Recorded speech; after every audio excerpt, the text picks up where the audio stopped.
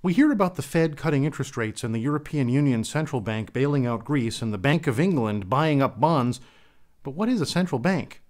That's today's question on The Economist's Militia.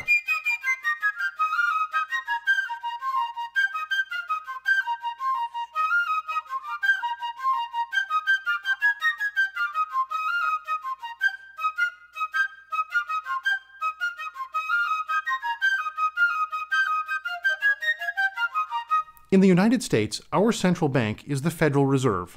It influences the money and credit conditions of the country, supervises and regulates banking institutions, and provides financial services to the U.S. government. It sounds like it's been around forever, but it only dates back to 1913.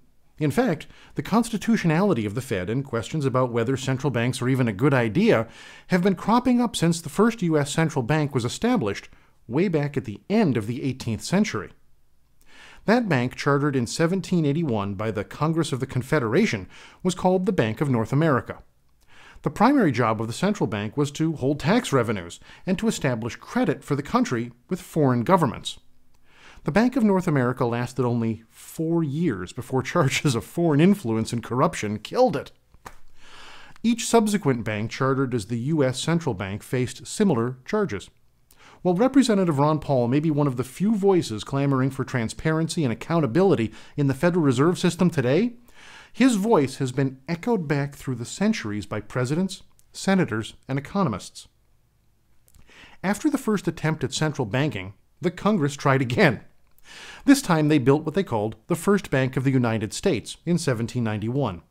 They gave it a 20-year charter. In addition to holding tax revenues and establishing credit for the country with foreign governments, the bank also worked at consolidating the dozens of city, state, and business-issued currencies in play at the end of the 18th century, as the government tried to create a nation out of a pretty disconnected set of states. But fear of the consolidation of financial power undermined the work of the central bank.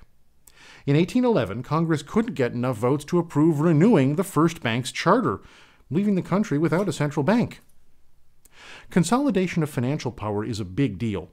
The issue wasn't that a government bank was a bad idea. We needed to put tax revenue somewhere, after all. But the establishment of credit worried the southern states. If modern consumerism and modern government are any indication, they were right to be worried about the government spending every ounce of gold it could get through credit. Seems we all do. But not having a central bank and not having good credit lines open and available hit the country hard when the War of 1812 broke out. How did they not see that coming? Just a year after the dissolution of the central bank, the U.S. found itself nearly unable to pay for military operations, and the resulting inflation was so severe that the very fate of the country was unclear. So, Congress reversed their decision, and in 1816 they established the Second Bank of the United States, in the same building as the last one. You gotta give Congress credit. They screw something up twice and try a third time to do the same thing. Why let bad results before trouble you? Run for Congress and make the same mistakes again and again and again. So, the Bank of North America was a failure. The First Bank of the United States was a failure. Now, in 1816, the Second Bank of the United States got a 20-year charter. This time, the bank was privately held. That meant that profits from the bank went into the hands of the bank's owners, rather than the federal government. The bank's managers were accused of influencing elections, and mismanagement caused a massive economic bubble and land speculation. When its charter came up for renewal in 1836, the second bank was already on the ropes. The case against the bank was led by President Andrew Jackson, who ordered the government to deposit its funds into state-run banks with ties to Jackson's Democrat Party, rather than the congressionally mandated National Bank. Maybe it's just me, but it's funny that the guy who killed the National Bank of his time appears on the $20 bill of the current National Bank. Anyway, for the rest of the 19th century and the first decades of the 20th century, the government used private banks, then built banks inside the Treasury. It wasn't until 1913 that a new national bank was formed when President Wilson signed the Federal Reserve Act into law. So, why is all of this important?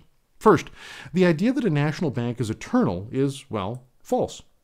Second, the idea that a national bank is constitutional is something which has been difficult to pin down since the country was founded. Third, the lack of a central bank always seems to cause financial ruin. Fourth, the central bank is seemingly always plagued with greed and graft.